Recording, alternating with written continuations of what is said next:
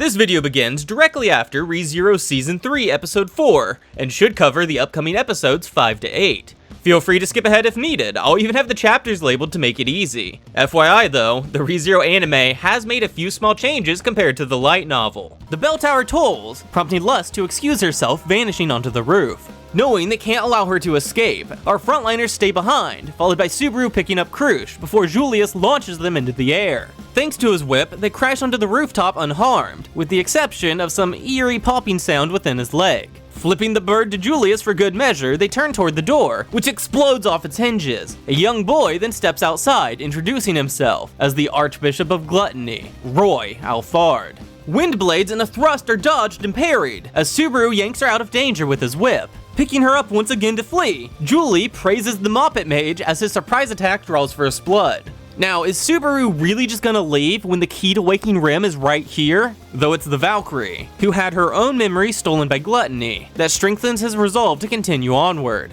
Telling his definitely not friend he better not lose, Subaru leaps off the roof, using his whip to swing down, crashing through a window. That shortcut lands them directly in the room with the Metia, and after the shock of the crash wears off, Subaru finds Krush battling the dragon. Due to the cramped room, she actually has the advantage, giving Subaru leeway to slide underneath it, rescuing a hostage. Without mercy, she relentlessly batters the beast, pushing it back and eventually blasting it outside through a window. As she goes to verify the beast is dead, Subaru unties this girl, asking where the other hostages are located. Opening said door, he screams, finding it filled with human-sized flies. Turning back, Krush falls to the ground bleeding, as the hostage girl stands over top, kicking her. Lust can't believe he really fell for the damsel in distress, and asks if the sight of her bare feet excites him. Using his whip to throw some debris, half of her head is crushed, but a tail slams into him, followed by a beastly arm and razor-sharp feathers. With that, Subaru finally realizes her ability is transformation, and Lust proclaims her goal is to monopolize all of the world's love for herself. To this end, she can change her body to suit anyone's taste, and wonders which one Subaru might prefer. Completely disgusted, he realizes the dragon that was inside never spoke, meaning she posed as a dragon on the outside, all to set up this elaborate trap inside using the real dragon. Lust then states that by now, he should know where these monsters are coming from. Subaru despairs, blurting out she has the ability to transform others. The dragon, flesh creatures, and flies were all the human hostages, and since they're no longer human, any love directed at them can now be freely given to her instead.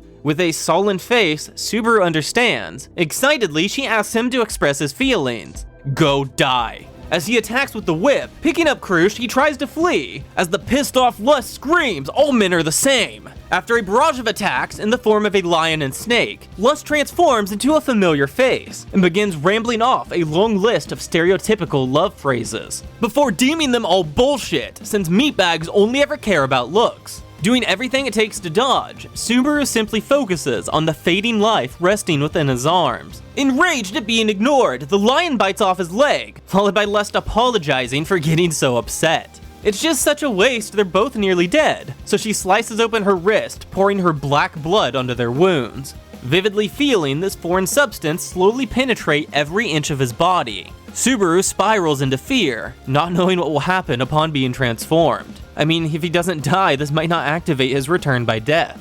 At that moment, the dragon climbs back into the room, bathing everything in black flames. Waking up without clothes in an unfamiliar room, Emilia wraps herself in a blanket before stepping into the hallway. This man is very glad she's awake, but scolds her for getting up so quickly, as her body is no longer her own to worry about. The way too overly friendliness creeps her out, and the stranger introduces himself as Regulus Cornelius, her husband. Emilia is going to be his oh-so-important 79th bride, and explains the other wives will help her prepare for the ceremony. Realizing he got carried away, Regulus states he needs her to answer this next question truthfully, as he must verify she's yet to sleep with anyone. Taking a hit to the face, Garfiel's unable to react as 4 lethal swords close in. Ricardo blocks 3, but takes one to his side, as Garfield thinks about the reason he's currently fighting. In a rage, Garfield transforms into a massive tiger, just as City Hall explodes with dragon fire. Suddenly the ground begins to shake. Wilhelm shouts, "Get off the ground," just as the torrent of water consumes them. Somehow, managing to grab hold of a rooftop, Garfield can only watch as the black dragon takes flight with Subaru and Crush in its claws. A serpent latches onto its wings, causing the seemingly unconscious Subaru to plummet into the raging waters below. As her husband, Regulus extensively apologizes, but feels it's important to verify that she's a virgin, though Amelia doesn't understand what that word means. Completely taken aback, Regulus exclaims she's perfect, as only the purest of souls would be ignorant to this. He then calls for number 184, and orders this emotionless woman to help number 79 get dressed. Something about that man has Amelia on high alert, but she chooses to follow the emotionless woman to the dressing room.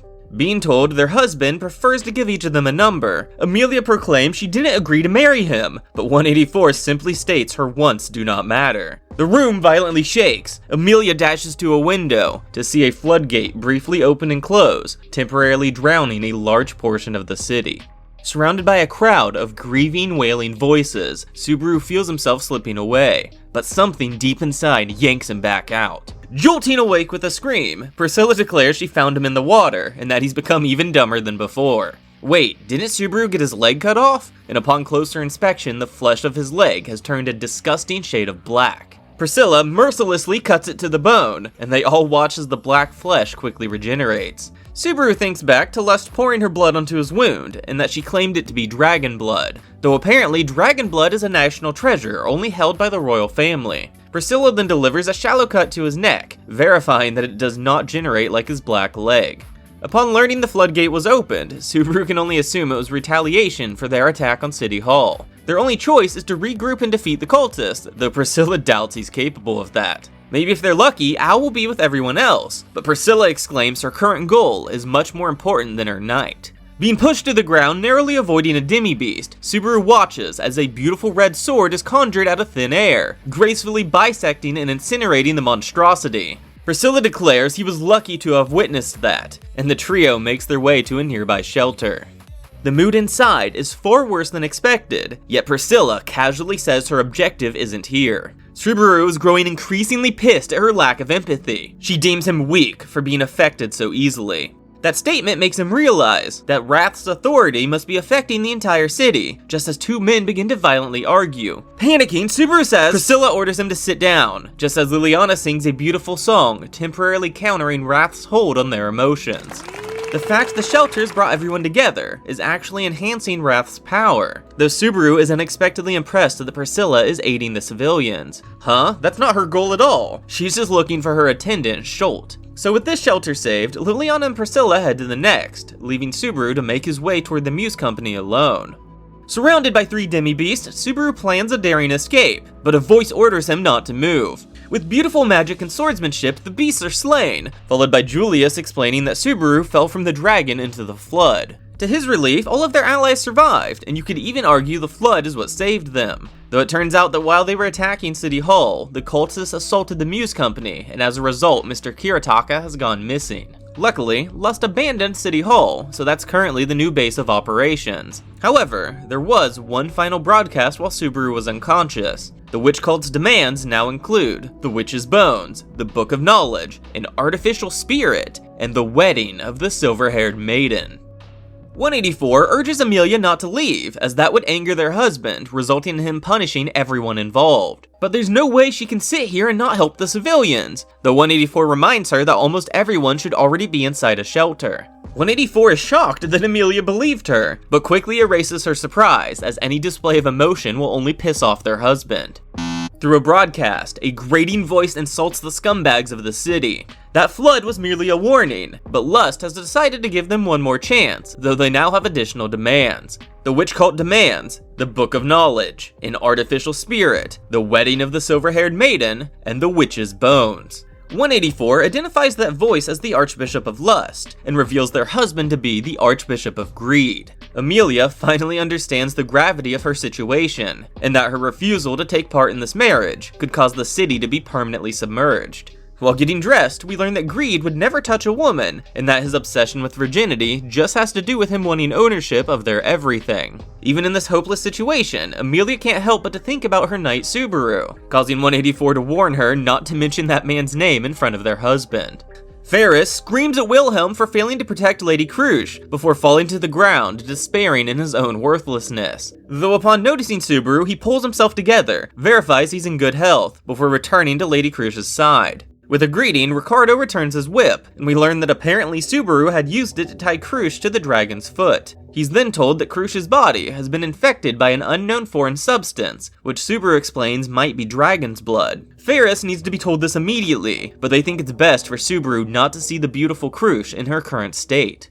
Sadly, Julius must apologize for not being able to kill Gluttony, but Subaru reassures him they all failed, so now they just need to work together to fix it. At that, Anastasia reveals herself, stating that Garfield can finally stop scouring the city in search of Subaru. Next, she brings up Lust's demands, and asks if she can speak with Subaru privately. It turns out the people that were turned into monsters retained some of their humanity, as they were able to successfully communicate with the dragon. Now the real question is, why did Anastasia order Julius to leave? Followed by her asking if Beatrice is the artificial spirit the witch cult was referring to. Knowing that holding back only benefits their enemy, Subaru admits this to be true, though he doesn't know why they want Beatrice. Then reaffirming that neither of them are willing to give in to a single demand, Subaru notices the subtle rage consuming Anastasia. He then asks about the attack on the Muse Company.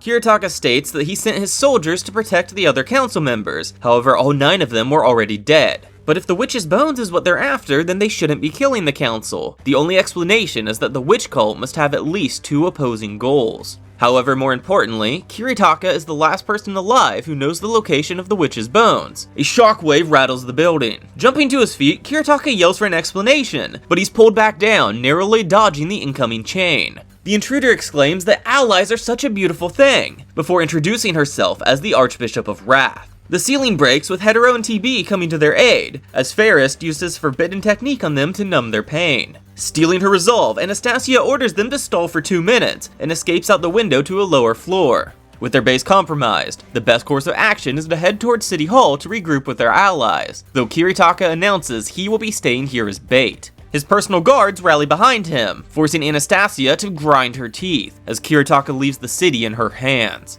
Luckily, Anastasia's group barely managed to avoid the flood, and they move on to discussing the other demands. Subaru explains what the Book of Knowledge is, before happily declaring it no longer exists as both copies were burned. She wonders how he can be sure of this, causing him to reveal that he spoke directly to the witch that created them. Since the city isn't submerged, the witch's bones are still safe, which brings us to the final demand, the silver-haired maiden's wedding. Obviously, Subaru refuses to give up Amelia, and Anastasia isn't about to let the guests that she invited to the city be harmed. With fire in his eyes, Subaru raises his arm for a fist bump, and not knowing what to do, Anastasia gently grasps his hand.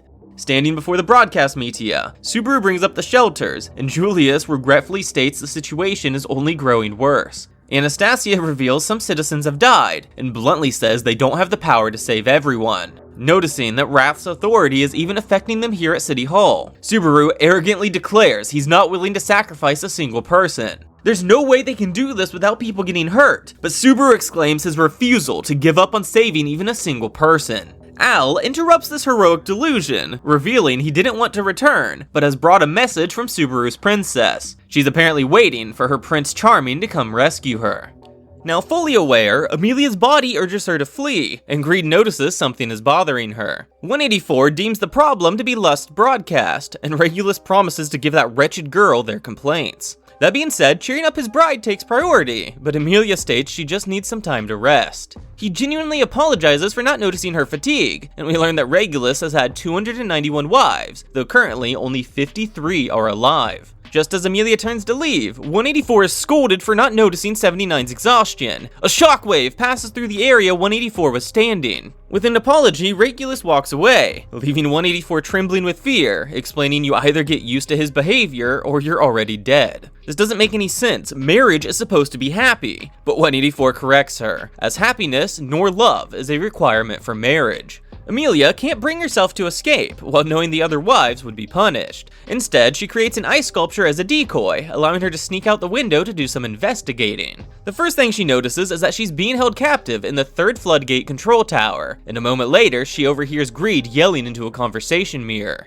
Regulus exclaims that Flood nearly ruined his wedding, and that he could destroy their tower directly across the city anytime he feels like it. What? They made the broadcast, so how dare they try to say they didn't mean for the gate to open? Huh? No chance is he willing to believe a rat snuck into their tower. As Regulus leaves, Amelia hops inside, now knowing greed is in Tower 3, while lust must be in Tower 1. Suddenly, the conversation mirror lights up, and after a short debate with herself, she faces it away from her before answering. Oddly enough, she recognizes that voice, and asks him to deliver the info she found to Subaru and the others. Al reassures her that she doesn't need to push herself so hard, but Amelia is confident that Subaru will rescue her, and wants to help out any way she can. That was a heck of a coincidence to be able to speak with Al like that, and you know, he sort of feels similar to Subaru.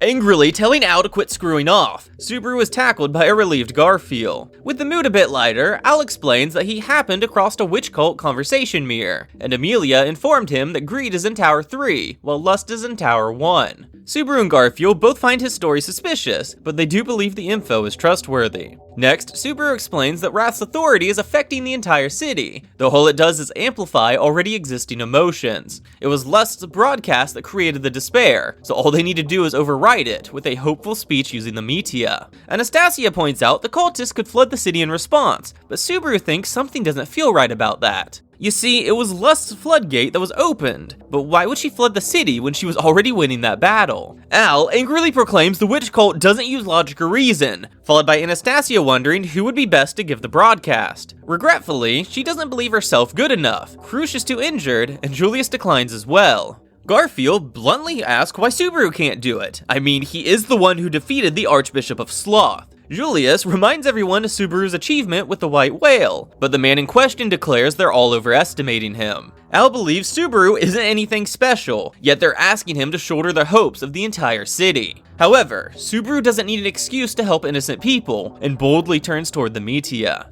The shelters are nearing their breaking point, when a broadcast raises their anxiety even further. Unexpectedly, a boy's nervous voice comes through, sadly explaining that the witch cult situation hasn't changed. The voice admits to being scared, and even wanting to run away, but even so, he's unable to forgive the cultists, and as such is going to fight. He wonders if anyone else feels the same way, and reminds everyone they're not alone. That voice finally introduces itself as Subaru Natsuki, the knight who defeated the Archbishop of Sloth, and now confidently declares that everyone can leave this battle to him. Stepping away, Subaru notices everyone is dead silent, and immediately apologizes for ruining the speech. Anastasia declares it was perfect, and Julius says better than anyone could have expected. Subaru genuinely believes they're screwing with him, but Garfield looks up in awe, though for some reason Al is annoyed. Stepping inside, a voice asks if they'd like a trump card. Otto isn't exactly what they consider a trump card, but it turns out he's brought a friend. With a heartfelt apology for his absence, nobody dares reprimand the Sword Saint,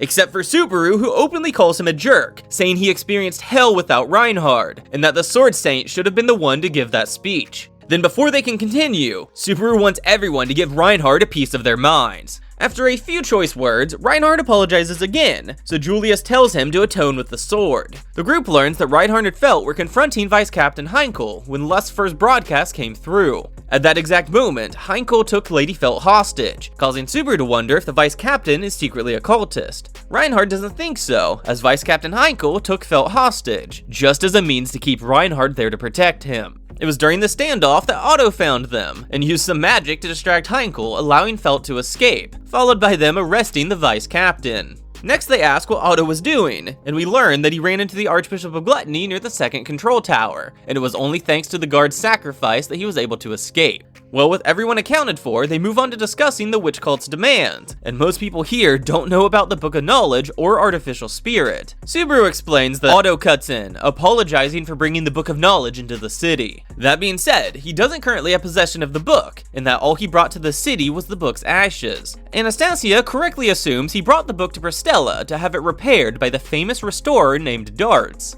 Subaru is feeling a mixture of shock and betrayal, but at this moment, Otto isn't willing to share how or why he's obtained it. Next, the group discusses the artificial spirit. Stepping forward, Subaru explains this to be Beatrice, and Julius states he could tell something was slightly different about her. With that, the group points out that 3 of the 4 demands are targeted at Amelia's camp, though of course they won't be giving in to any of them. Subaru agrees as he needs to cuddle Biko for the rest of his life, and exclaims he's planning to marry Amelia. Everyone is shocked that he actually said that out loud, Liliana speaks up, but is accidentally knocked over, just as the beautiful Priestella arrives. Her knight rushes to her side and is smacked to the ground for failing in his duty as her attendant. She then gives Subaru a roundabout compliment for the speech, before ordering them to update her on the situation. Al doesn't want her to participate, but Priestella is determined to take part in the next attack. Stepping out for privacy, Otto admits to trying to restore Roswell's Book of Knowledge, but it's only because he can't forgive or trust Roswell in the slightest. Otto claims to have no interest in the future, but instead really wants to check the past to see if Roswell has any elaborate plans set in motion that could harm them. Subaru understands his friend, but now the cultists are demanding the book, which is why Otto wants to go retrieve it as soon as possible. As they turn back to the meeting, Wilhelm calls out to Subaru that Lady Krusch is wanting to see him. Though partway to her room, Wilhelm stops to reveal that he knows the identity of both hooded swordsmen they fought against. The big guy must be Adarms Kurgan, a famous but dead general, and the other, after a pause, is Wilhelm's dead wife, Teresa von Astria. Of course, Subaru asks if there's any chance they're alive, followed by Wilhelm explaining there once was a technique that could raise corpses, the witch Sphinx going down in history as the infamous culprit, though apparently Sphinx wasn't a true witch and is currently very dead. Stepping into the room, Ferris warns him not to try anything, followed by Krusch apologizing for her appearance. The majority of her body is covered by the same black flesh as his leg, though half of her face has remained normal, displaying the beauty she should have. The pain is obvious in her expression, but she's so relieved to find that Subaru isn't suffering the same fate as her. Caressing her hand, pain jolts through Subaru's arm as part of her curse transfers to Subaru, afflicting his arm, gently placing his palm on the black side of her face. The pain knocks Subaru down, and Krusch shouts for him to stop as he's gaining more curse than she's losing. The group can't afford for both of them to be injured, followed by her asking to hear the line that Subaru spoke once again. So Subaru confidently declares she can leave this fight to him. Outside, Subaru promises to absorb the rest of her curse once this is over, but for now they should head back to the meeting. Before that, this old man wants Subaru to promise to keep the identity of the corpse soldiers a secret from his grandson. You see, the blessing of the Sword Saint is inherited through family, and that Reinhard inherited it during his wife's battle with the White Whale. To be more clear, Teresa was in the middle of fighting the White Whale when she suddenly lost her power, leading to her death as a regular sword-wielding woman. Not only does Wilhelm have guilt from not being by her side that day, but in his anger and grief, he blamed his very own young grandson for Teresa's death. Wilhelm can't bring himself to burden Reinhard any more than he already has, plus he's confident that even in death, his wife will come find him. Now the group is trying to plan for a simultaneous attack, but Priestella alone has already decided she's going to kill Wrath. They assume Al will accompany her. Incorrect, she'll only be taking Liliana as support. Subaru's already aware that Liliana's singing is able to counter Wrath's authority, though he's still not fully convinced it's a good idea. Maybe Reinhard has an ability that could appraise Liliana's power. Sadly, he does not. But a moment later, he acquires it and confirms Liliana has the blessing of telepathy. Subaru is more shocked with Reinhard's blessing than hers, and everyone agrees to let Priestella do as she pleases. Moving on to Lust, Wilhelm explains those two swordsmen are corpse soldiers, and Garfield confirms them both to be masters. Subaru nominates Garfield and Wilhelm to handle this, as Garfield has a score to settle for Mimi, and Wilhelm has a duty to avenge Lady Krusch. Reinhard hard disagrees, stating his grandfather isn't calm enough to be trusted with this. Wilhelm, however, declares this is exactly why he's called the Sword Devil. On top of this, Wilhelm thinks Reinhard should go with Subaru to defeat Greed, as his authority seems akin to invincibility.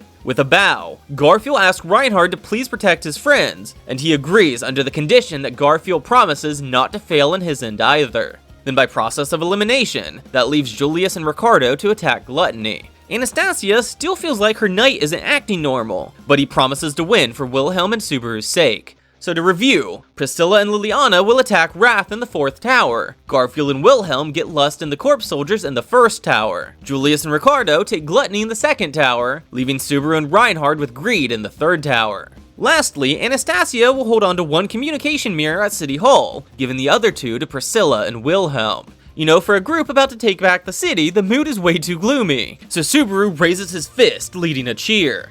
184 wasn't expecting Amelia to return and wants to know why she didn't escape, but Amelia could never do that, knowing the other wives would be punished. The trembling 184 exclaims she finally found the courage to defy their husband, yet Amelia wasted it by coming back. We learn that Regulus slaughtered 184's village and family, just so that he could forcefully marry her. Amelia then thinks about the 291 wives that all have lived through that same experience, and 184 reminds her that only 53 are still breathing.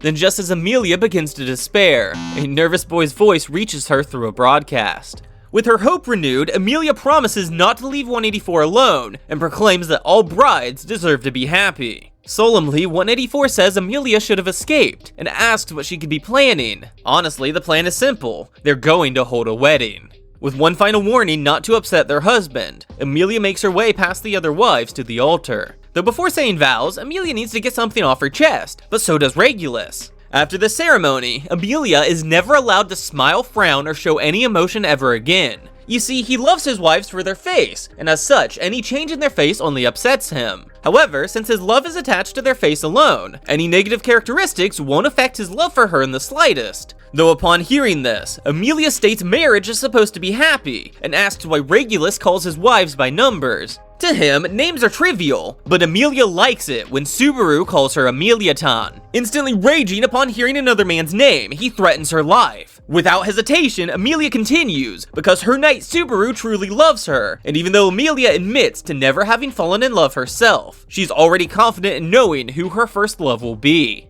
Well, now, he's glad he doesn't have to marry such a selfish woman. A massive wooden door slams into Greed's face. A boy complains it isn't fair. He kicked his door as hard as he could, yet it barely swung open, and now he looks so uncool in comparison. Reinhard apologizes for not holding back, but hey, at least his aim was on point. Greed demands to know who dares interrupt their wedding. The name is Subaru Natsuki, and he's come to take back his bride.